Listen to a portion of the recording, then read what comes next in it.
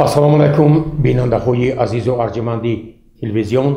برنامه نوبتی معرفت حقوقی برای شما منظور می گردد.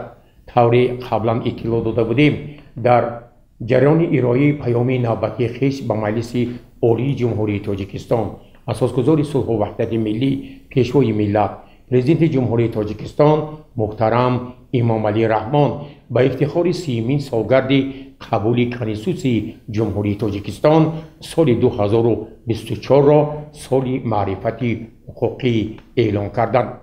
در زمینه نقشه چاره‌بینی‌های پروکراتور شهری پنجکین در همکاری با تلویزیون سیما ما تصمیم گرفتیم که برنامه‌های معرفت حقوقی را با اشتراک نمایندگان پروکراتور شهری پنجکین، راهبران واحدهای ساختاری، تشکیلات کارخانه‌ها تهیه و منظوری شما سازیم.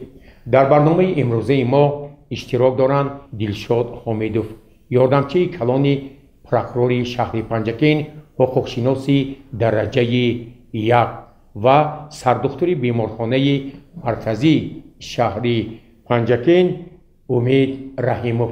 من هر دو شما را با این برنامه خیر مقدم میگویم. هدف این برنامه پیش از همه بلند برداشتن معرفت حقوقی انسان ها در اساس فعالیت ساحه‌های گوناگون خوردگی خلق می باشد. حالا من از محترم دلشاد حامدوف خواهش میکردم که درباره از طرف پروکراتور شهر پنجکین در سمت رعایت قانون‌های عمل کننده ساحه تندرستی کدام تدبیرهای مشخص عملی شده؟ مرحمت. تشکر زیاد. پیش از همه منتداری خود را به مسئولین تلویزیون سیمای شهر پنجکین رساندنی هستم و بسیار یک سوالی به ما داده وابسته به فعالیت ساحه تندرستی شهر پنجکین. همین را قید کرده هستم که پروکراتور شهر پنجکین به حالت رعایت و اجرای قانونگذاری در سمت حفظ سلامتی اهالی و دیگر خدمت‌رسانی‌های ساحه طب دقت مخصوص روانه کرده است و در دوام سال سپری گشته سال جاری پروکراتور شهر پنجکین یک قطار کارها را در این سمت به سامان رسانید. باید یادآور شویم که در برابر فعالیت مسئولین ساحه طب یعنی طبیبان و دیگر شخصانی که در بیمارخانه و ساحه تندرستی کار و فعالیت میکنند، در فعالیت کاری آنها نیز کمبودی و نارسایی‌های زیادی جای داشت که در یک جایگی با دیگر مسئولین ساحه تندرستی و متخصصان دختر از وزارت‌های حفظ سلامتی اهالی سطح ولایتی جلب کرده این کمبودی و کانشکنی‌ها برطرف کرده عنوانی رئیس شهر و بیمارخانه مرکزی یعنی سرطبیب بیمارخانه مرکزی شهر پنجکین پیشنهادها ارسال کرده شدند و آن کمبودی و خانشکنی‌هایی که در رفت سنجش‌های پروکروری در دوره سپریگشته سال جاری آشکار کرده شدند خوشبختانه برطرف کرده شد و همزمان یادآور بشویم که کار در این سمت ادامه دارد و نظارت پروکروری نیز دقت مخصوص در این سمت روانه کرده شده است. تشکر. امید رحیموف، از شما خواهش میکردم که درباره فعالیت مسائل تندرستی شهر دیهاتی پنجکین که در اساس کدام قانون‌ها کدام سندهای معیاری حقوقی عملی میشود کمی معلومات میدادید.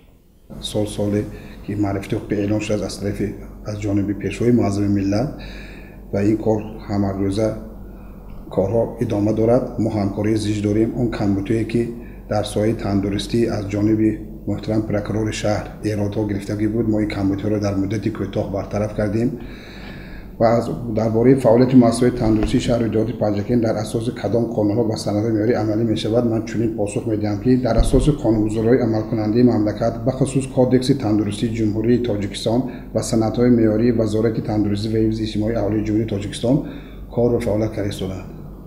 سوال نوبتی با دلشاد حامدوف. شهروندان با مقصد رعایت حقوقشان وابسته به سطح و صفت خدمت‌رسانی طبی میتوانند با پروکراتور شهر پنجکین مراجعه نمایند. تمام شهروندان میتوانند از حقوق‌های کنستیتوسیونی خود استفاده برده با تمام کارخانه، تشکیلات و مقامات‌های حفظ حقوق و دیگر کارخانه و تشکیلات‌ها مراجعه نمایند، یعنی طریق خطی و شفاهی. بود نوبسته از این در پروکراتوری شهر پنجگین همه روزه یک نفر شخص مسئول وابسته به نوبرداری شبانروزی وابسته است و میتواند تمام شهروندان قبول نماید، عرض و شکایت های آنها را گوش کرده در دایره طلبات قانونگذاری به آنها کمک خود را رساند. همزمان وابسته به سوالی که پیشنهاد نمودید، تمام نفرانی که از ساحه تندرستی یعنی که مراجعت میکنند و از آنها از معاشرت آنها از طرز خدمت رسانی آنها ناراضی هستند میتوانند همه روزه به پروکراتوری شهر طریق خطی و انشکی شفاهی مراجعت نمایند. مراجعت آنها در دوره قانون‌های عمل کننده مورد بررسی ابجکتیوانه قرار داده با آنها در مهلت مقرر نموده قانونگذاری طریق خطی رسما جواب‌های مشخص ارسال کرده می‌شود. یعنی حقوق‌های قانونی آنها تامین کرده می‌شود. حتما حقوق‌های آنها تحت حمایت دولت قرار دارد و پروکراتور نظارت اجرای قانونگذاری را براه مانده است و در دایره طلبات قانونگذاری تمام مراجعت‌ها سریع وقت و ابجکتیوانه از طرف پروکراتور شهر مورد بررسی قرار می‌گیرند. شاید این سوال نخست به رحیم‌پور باشد یا به هر دوی شما. پیشوای معظم ملت، اساسگذار صلح و وحدت، پرزیدنت جمهوری تاجیکستان ساحه اجتماعیات را یک سمت افضلیتناک سیاست دولت و حکومت اعلام کرده. و این ساحه تندرستی هم وارد می‌شود. اگر ما تحلیل کنیم دوام 10 سال اخیر در سراسر مملکت از جمله شهر و دیهات پنجگین برای رشد ساحه تندرستی کارهای شایسته انجام داده شده. من ببینید حتی به افتخار 5500 سالگی سرزم باستان یک از بیمارخانه‌های بهترین در شهر پنجگین با تجهیزات معاصر و امکانات‌های زمان نوین بنیاد گردید. امروز از نگاه شما برای بلند برداشتن سطح و صفت خدمت‌رسانی طبی به اهالی، امکانات‌های تکنیکی، کادری مؤسسه‌های طبابتی شهر پنجگین در کدام سطح قرار دارد؟ امروز شما می‌توانید که مردم را بی رفتن به دیگر شهرهای تاجیکستان و خارج از آن و تشخیص و طبابت فرا گیرید. مرحبا. تشکر زیاد. شتابی که اساسگذار صلح و وحدت ملی پیشوای معظم ملت پرزیدنت جمهوری تاجیکستان محترم امامعلی رحمان در پیامشان که 28 دکبر سال 2021 تاکید نمودند ساحه تندرستی و حفظ اجتماعی اهالی سمت افضلناک سیاست دولت تاجیکستان به حساب رفته. حالا طبق عملی 15 استراتژی که برنامه ملی ادامه دارد با مقصد باز هم بلند برداشتن صفت و ثمرناک خدمت‌رسانی طبی در ساختار گوسپیتالی کمیسی دائم عملکننده صفت و بی‌خطری خدمت‌رسانی طبی فعالیت می‌نماید.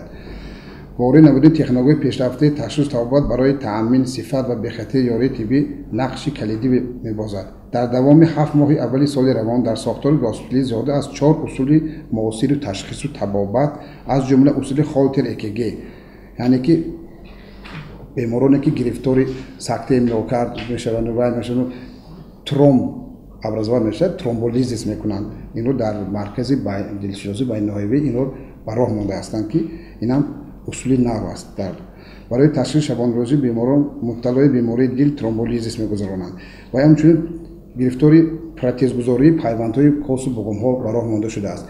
این چنین اندوجراحی یعنی که خود ساحه اورولوژی باشد خود ساحه جراحی باشد با طرز مال اینوازیو نمیگویند یعنی که با اصول اندوسکوپی عملیات جراحی گذرانده شده است که در همین نیم ساله 333 عملیات اندوجراحی براه مانده شده گذرانده بود تا همین 6 ماه. مادام رحیم‌پور همین نوگانی‌هایی که شما امروز گفتید آیا مردم از همین خبردار هستند؟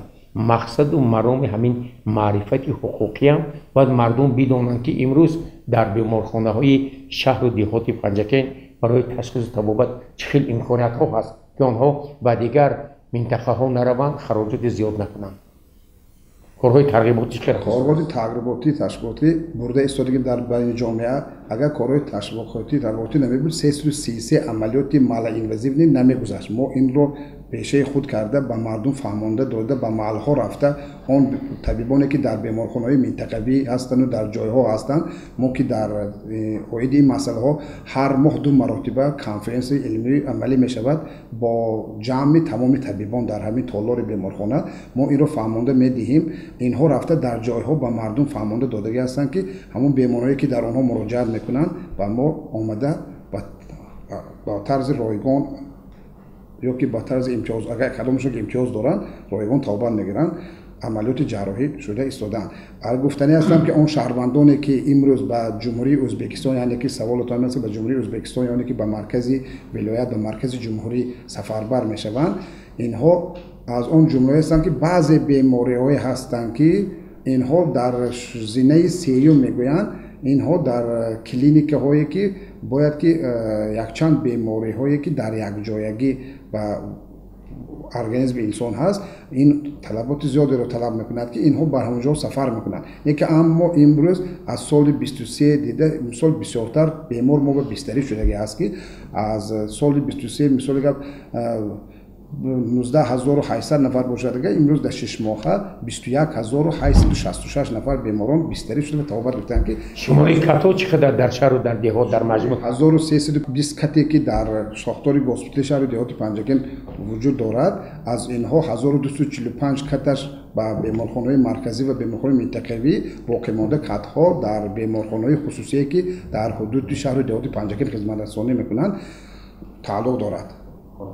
برم همون شما چی فکر دارید پیرانی مسئله؟ بسیار از طرف سرطبیب بیمارخانه فکر و عقیده خود رو پیشنهاد کردن.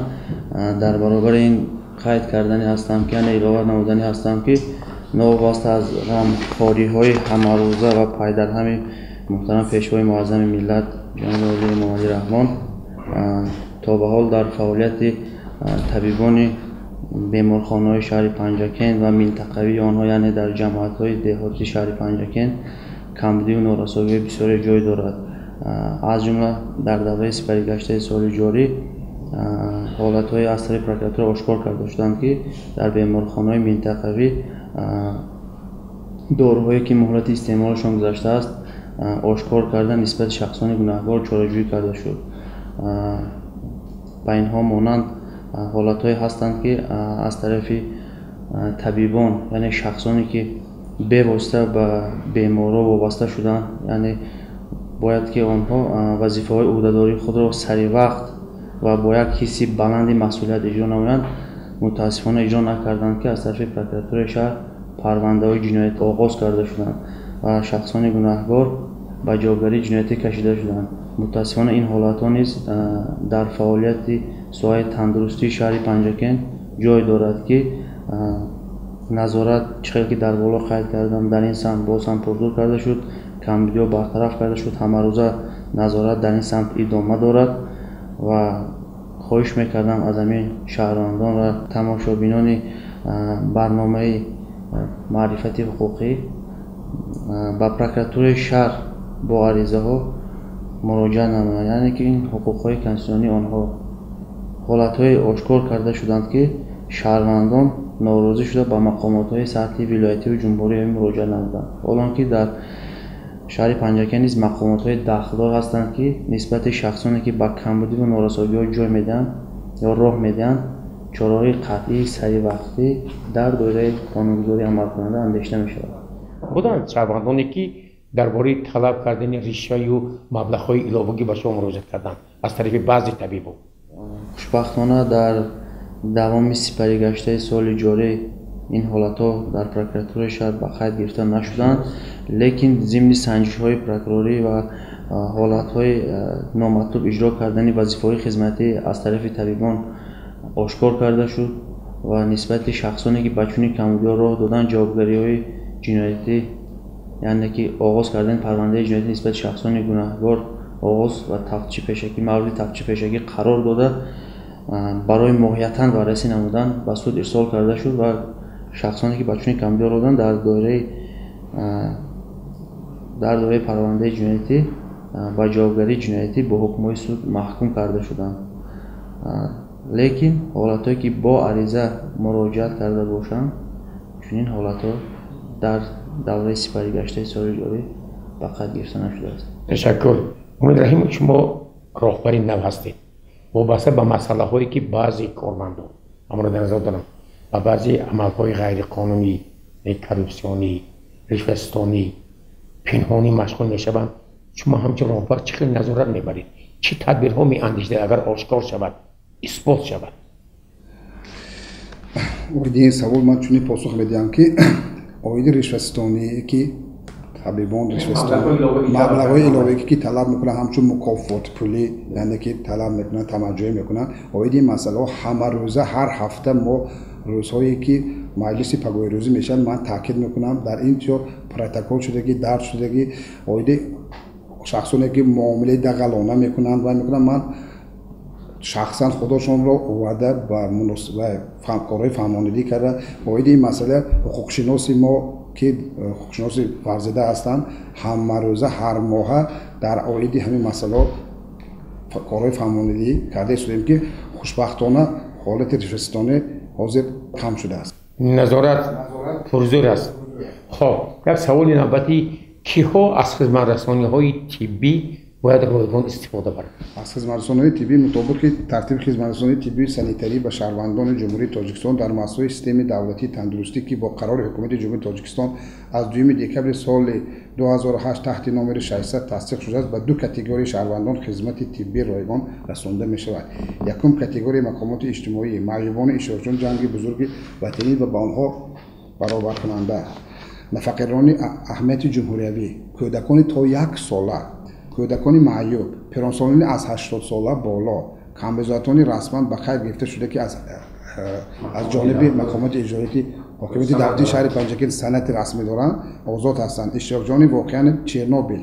Дуюм категория ки сактаи дил, яъне ки 2 ҳафтаи аввал ройгон 15 рӯз хоб мераванд, инҳо аз вай ройгон ҳастанд. гирифтори бемории саратон давраи терминалӣ, гирифтори бемории хорӣ, гулӯзиндонак ва бемории сил, инҳо ройгон табобат мегиранд. Сарбозони байналмилалӣ озод ҳастанд. Сарбозоне ки дар сарҳади мо аз сохти конститутсионӣ озод ҳастанд.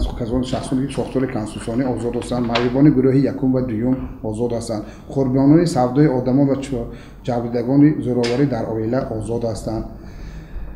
бемори гирифтори сактаи дил, саратон гуфтим, гемофилия, бемори шахсон озод ҳастанд. ба ғайр аз ин он шаҳрвандоне ки ба маъмурияти беморхонаи маркази шаҳри Панҷакин бо ариза муроҷиат мекунанд ё бо шифоӣ тарзи шифоӣ муроҷиат мекунанд ки мо дар шӯъбаи мисоли гап ҷарроҳӣ бистарӣ ҳастаму камбизоат ҳастаму ба қайд гирифта нестанд, ҷамоатҳо ба қайд гирифтагӣ нестанд, мо ҳолати воқеии онҳоро санҷида ариза менависанд. мо ҳамин қарори 600 ройгон кардагӣ ҳастем ки то имрӯз дар 6 моҳи аввали соли ҷорӣ ба шаҳрвандоне ки ба сохтори госпитали шаҳри деҳоти Панҷакин бистарӣ шудаанд, аз ҷумла 2193 нафари онҳо ба тарзи ройгон табобат гирифтаанд ки ба маблағи 445035 сомонӣ мебошад. хоб дар иртибот ба ҳамин масъала кадом бемориҳо аз рӯи қонунгузориҳои ҷумҳурии тоҷикистон ба таври ройгон ташхис табобат мешаванд ва ин беморон бо доруи бепул таъмин карда мешаванд?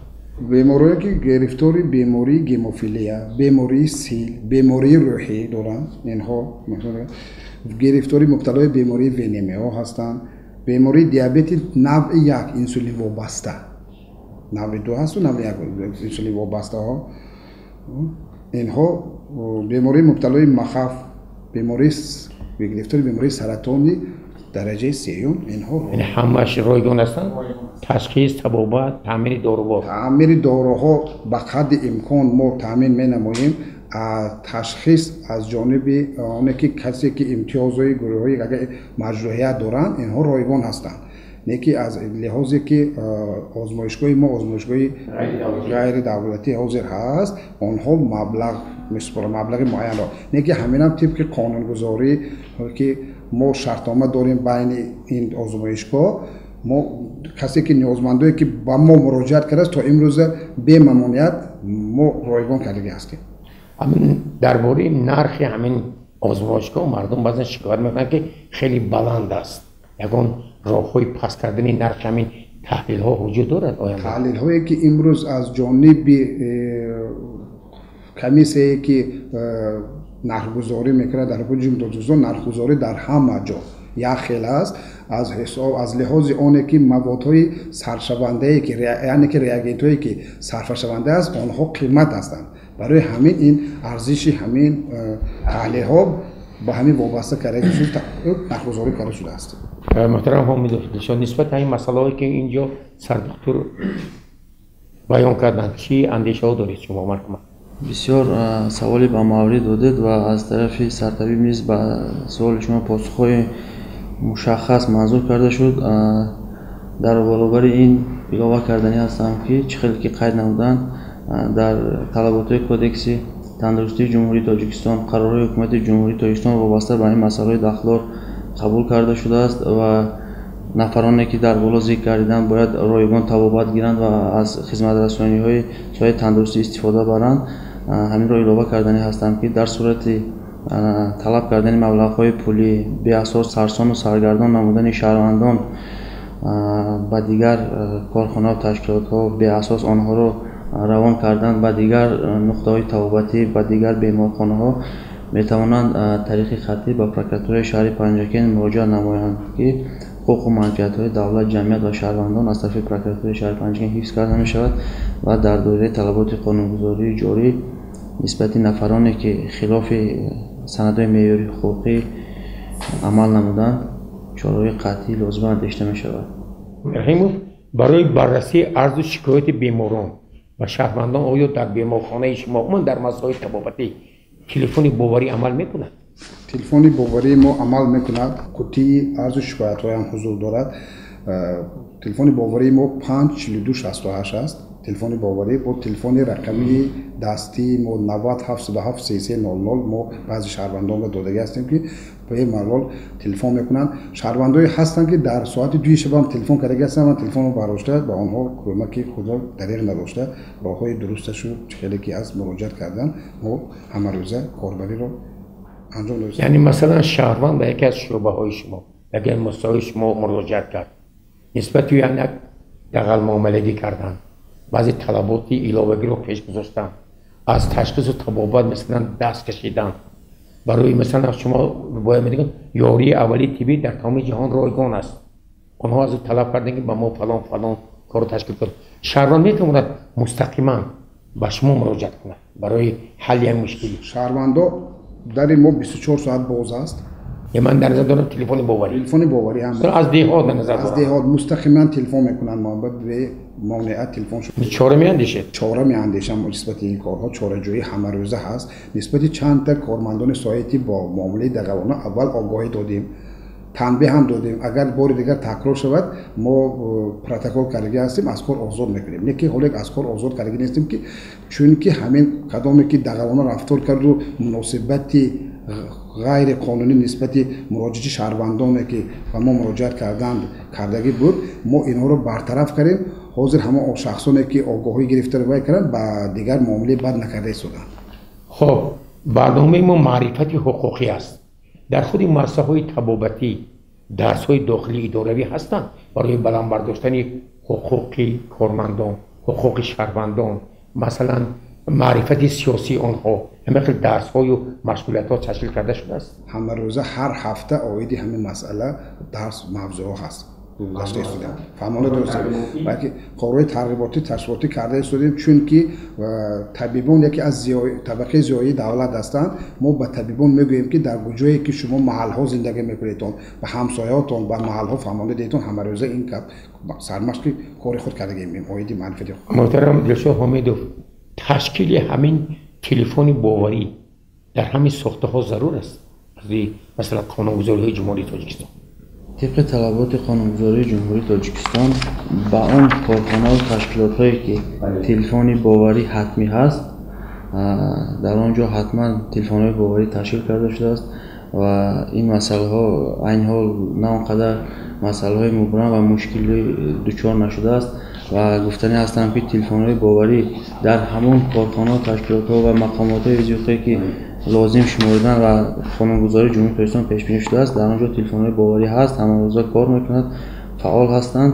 یعنی فعال بودن همین تلفن های باوری این به منفعت هم راهبرت هم شهروندان است. بله البته درست است. من یک چیز دیگر رو اضافه میکنم که 24 مراتب در همین 6 ماه هم ما آیدی معرفت حقوقی بر گزیت و مجله ها مقاله ها طبیبان ما برآمد کرده آیدی معرفت حقوقی برآمدها کرده، در مجلات چاپ کرده، حتی در صدا و سیما و رادیوی شهر پنجکین برآمد کرده هستند. این مسئله شما ساختارها هستند، مرکز طرز حیات سالم، بعد مرکز شعبه تشکیلی ها متدی ها می‌فهمی؟ همینا وظیفه‌هاشون هستن بلند برداشتن معرفت است. خب اگر معرفتی طبی مردم تکمیل یابد، بلند برداشته شود، همین روان امکان میدهد که ما بسیار بیماری ها رو پیشگیری نماییم. زیرا خود طبیبا میگویند که پیشگیری بیماری از طبابت آن آسان و ارزان است. درست قید کردید. پیشتر سالهایی که ما اولی کاری ما می آمدیم، مثال حالت‌های میشد که بیماری، مثال یک بیماری رو میگفتیم، بیماری پریتونیت حاد میگفتن، در حالت‌های ترمینال، یعنی که در حالت‌های نهانی می آمد. برای اینکه مردم از لحاظی که مثال اگر بیماری چیست خبر کمتر داشتن. امروزها معرفت حقوقی مردم بلند رفته است که همه جانبه ما فهمانده دوستیم. خیلی که درست قید کرده، باید اول ما پیشگیری که کردیم از بیماری، اونجا شهروندان معرفت خودشون بلند گرفت، اویدی بیماری میدونن. وقتی که بیمار شدن فوراً به مؤسسه‌های طبی مراجعت میکنن، هم طبابت آسان میشود، هم کم خرج میشود، هم بیمار تیزتر درست مییابد، صحت مییابد. این مسئله در نیم سالی اول سال 2000 در مجموع در بین اهالی 397,821 نفر در عموم گوییم در جایی که رفتن مثلا کارهای معرفتی سانیتری گذرانده شده است. خب اجرای فرمان پرزیدنت جمهوری تاجیکستان درباره پرداخت غیر نقدی چه؟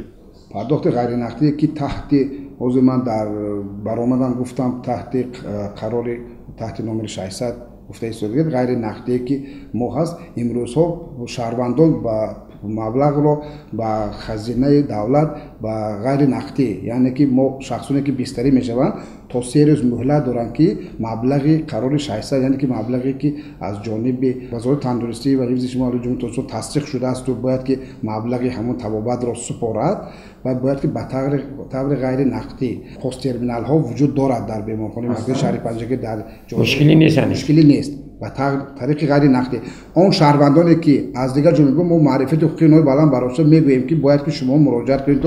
همون بسیار حادثه ها شد که شهروندان اومدن بستری شدن، طبابت گرفتن، کارت نداشتن، کارت پلاستیکی نداشتن، اویدی مثلا که کارت امانتمند یا کارت اسقاط نداشتن. ما سفربر میکنیم فوراً همون در چند ساعت همون و مدت چند ساعت همین بانک ها وای میکنند کارت میتن با طریق کارت آمده، یعنی که با طریق کارت پلاستیکی مبلغ غیر نقدی رو با پست ترمینال ها سپرده است.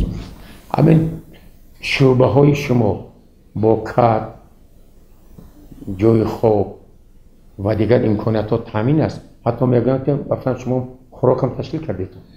من اویدی مسئله چنین گفتنی هستم که در سال 2023 تمام کات‌های بیمارخانه ها همش با مبلغ 2 میلیون سومانی نو شد.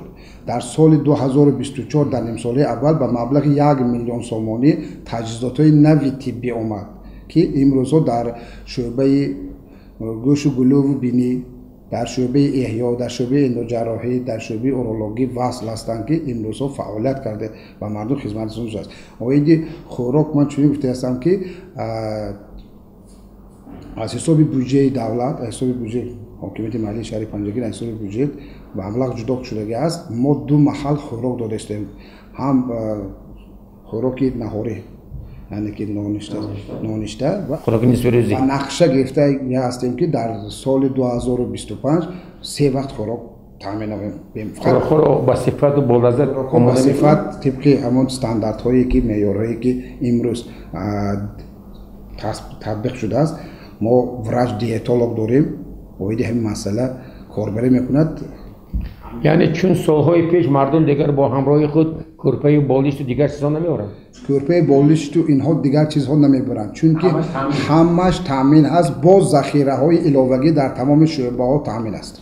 خب یک شهروند پرسیده است که کدام مثلا یاری تجلیلی اولیه و یاری تجلیلی توسطی ماشین های یاری تجلیلی پولکی است یا رایگان است؟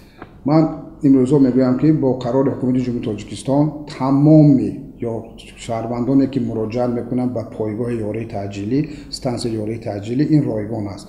از جانب حکومت جمهوری تاجیکستان مبلغ جدا شده است برای داروواری، تامین از داروواری. اون کمبودی که از جانب پروکوراتور شهر پنجکین آشکار کرده شد، ما این کمبودی رو فوراً برطرف کردیم. بود کمبودی جای داشت که داروواری که مهلتش استفاده بهشون گذشته بود، بعضی داروواری که کمبودی بود اینها رو ما برطرف کردیم، در یک جایی با پروکوراتور شهر برطرف کردیم. در تمام شعبه ها بغیر از یاری تعجیل رایگان بودن، در تمام شعبه های جایی که ساختار هسپتالی هست که بیمارا بستری میشوند، قوطی فرمان نمره 25 است، یعنی که جوانی که داروواری که طبق معیارهای حقوقی که امروز به شهروندان لازم است و در حالت‌های تعجیلی خدمت رسانده می شود، تمام داروواری که فوراً ما استفاده میبریم به بیماران و یاری اولی خود را میرسانیم در همون جوان‌ها هست به طور رایگان خدمت رسانده شده است. مثلا رشاد حامدوف، همین مسئله هایی که اینجا بررسی شد محترم سردکتر به ما اطلاع دادن تحت نظارت پروکوراتور هست؟ بله، تمام مسائلی که شما عین حال و سوالهایی که به سرطبیب بیمارخانه دادید همش زیر توجه و نظارت محترم پروکوراتور شهر و در برابر این از طرف کارمندان پروکوراتور شهر پنجکین به این مسئله دقت مخصوص روانه کرده شده است و شما یادآور می‌شویم که در دوره سپری گشته سال جاری خیلی که سرطبیب قید نمودن در فعالیت شعبه‌چه یاری تجلیلی شهر پنجکین کمبودی و نارساوی‌ها از طرف پروکوراتور شهر پنجکین آشکار کرده شد و شخصان مسئولی که به این کمبودی راه دادن نسبت آنها جوابگری، یعنی که پرونده خیرانکنی مأموری و نسبتشون قرارهای استحصالات انتظامی، یعنی به جوابگری انتظامی کشیدن آنها آغاز کرده، قرارهای داخل برای بررسی نمودن با عنوان سرطبیب بیمارخانه ارسال کرده. نامبردگان با جوابگری انتظامی، یعنی که با جوابگری انتظامی سرزنش تنبیه کشیده شدند. همزمان آن جوابگری‌هایی که نسبت آنها تطبیق کرده شد بسیارتر مناسبت درشتی آنها با شهروندان، سری وقت نرفتن با اون جایی که مراجعت وارد شده است طریق تلفن ها و از روی قانونگذاری عمل کننده اگر ما گیریم، یاری تجلیلی باید در دوران از 3 تا 10 دقیقه به جای همان جایی که شهروند مراجعت نموده است باید حاضر شود. حالت‌هایی هستند که به جای همون حادثه یا که جایی که شهروند مراجعت نموده است که در مشکلی دارد یا که بیماری وزن دارد، حالت‌های آشکار کردن شدند که در همون جایی رفته مناسبت دروش نمودند، سر وقت یاری تجلیل به کمک آنها نرسیده است. همزمان حالت‌هایی است که آنها باید سر وقت بیمار رو دسترس به بیمارخانه و شعبه‌های داخلدار دسترس کرده یاری اولین در بعداً به اون طبیعی که به اون شعبه مسئول است باید عرض و شکایت‌های شهروند رو سری وقت بررسی کرده به آنها تمام اون کمک‌هایی که لازم است باید رسانند. همین گونه کمبودی‌ها آشکار کرده شد نسبت شخصانی که خیلی در بالا قید کردن و جوابگری انتظامی مأموری کشیده شدند و کمبودی‌ها برطرف کرده شدند و کار در این سمت ادامه داده. یک چیز دیگر رو علاوه کنم که آیدی همین مسئله حدودی خدمت رسانی یاری تعجیلی که به ما وابسته است، ما در همون حدود خدمت خود رو دریغ نمیدن یاری می‌کنیم. حتی بعضی شهروندانی که از جماعت خلیفه حسن دهه صوفیان در همین ماه نشده باشه 6-7 مرتبه ما زنگ میزنم به یاری تعجیلی که ما به خدمت رسانیتون گفته، لیکن ما حدودی ما که نیست، همون دیسپچر به من شب زنگ میزنم من اجازه میدم رفته خدمت رسانی کرده استودن. لیکن بعضی این به طور استثنا، یعنی به طور استثنا، برای اینکه چون که وای محتاج است امروز به خدمت رسانی ما سفربر میکنیم و برگاد یاری تعجیلی. پس از ماهی و نمی ماهی ایول به ما بریگاد تشکیل کردیم. یک بریگاد کار یا بریگاد میگویند، یعنی که بسیارتر از حساب فشار بلندی بیماری دل مراجعه میکنند شهروندان به پایگاه یاری تعجیلی دعوت میکنند خدمت رسانی آنها رو ما همین چیزو به نظر گرفته ما یک تا بریگادی کاردیو بریگاد تشکیل کردیم که با متخصصای ورزیده ساحه کاردیولوژی تامین میباشند. امروز چند عدد نقل دارید برای یاری تجلی شما تقریبا؟ یاری تجلی عموما در شهر و دهات پنجکین در عموم 14 تا امروز فعالیت دارند که ما در بیمارخانه‌های منطقوی در جایی که ضرور هست، در مثال جماعت فرا به دادگی، جماعت موقعیان و جماعت‌های دوردست و جماعت وارو به دادگی هستیم. دو تا پایگاه نقلیاتی در جماعت کاسه تراش در یعنی با سوزشواری و داروواری و طبیبان تامین هستن همش؟ با سوزشواری و داروواری 100% تامین هستن، با طبیبان 100%. امروز ما نورساگی کادری، نورساگی داروواری، نورساگی سوزشواری نداریم، تامین هستن. تشکر. در خاتمه برنامه با مردم چه اندیشه ها دارید؟ در آخر گفتنی هستم که هیچ خیلی که یک مطلب های بزرگا هستن، گفتارهای بزرگا، طبیب همه انسان ها خودی او می باشد. بنابراین با نظر داشتی اعلان گردیدن سال معرفتی حقوقی خواهش میکردم که معرفت حقوقی شهروندان را از روی نقشه چاره‌بینی ها در یک جایگی با مسئولین ساحه تندرستی شهر پنجکین در جماعت های دوردست کارهای فهماندهی، کارهای پروفیلاکتیکی، یعنی بلند برداشتن معرفت حقوقی شهروندان درست برای مانده میشد و مردم ذره باشد هم از این طلبات قانونگذاری با خبر میشدند و آن حقوق‌های و آن امتیازهایی که آنها از روی قانونگذاری جاری دارند استفاده می‌بردند خیلی خوب میشد. و همین را نیز گفتنی هستم که این معرفت بلندی حقوقی شهروندان این پیشرفت جامعه دولت میباشد. تشکر زیاد. من در فرجام برنامه چنین گفتنی هستم که همچون طبیب میگویم که همین مردم شرفمندی شهر و دهات پنجکین، عموما مردم تاجیکستان، تن صحت و خاطر جمع و دل بیغم همه وقت همسفرشان باشد. تشکر. بیننده های عزیز و ارجمند، من از نام همه شمایان با یاردمچی کلانی پروکرور شهر پنجکین دلشاد حامیدوف با سردختوری بیمارخانه مرکزی شهر پنجکین امید رحیموف برای شرح و ایضاح سوالهای مربوط فعالیت ساحه‌شان عرض سپاس میکنم. برنامه‌های معرفت حقوقی ادامه دارد. شما می توانید توسط خبر و اعلان‌های صدا و سیما سوال و درخواست‌های خویش را و کارمندان پروکراتوری شهر پنجکین و ساحه‌هایی که در این برنامه شرکت می‌ورزند پیشنهاد نمایید. تا برنامه‌های دیگر صحت و سلامت باشید و همه شما تشکر.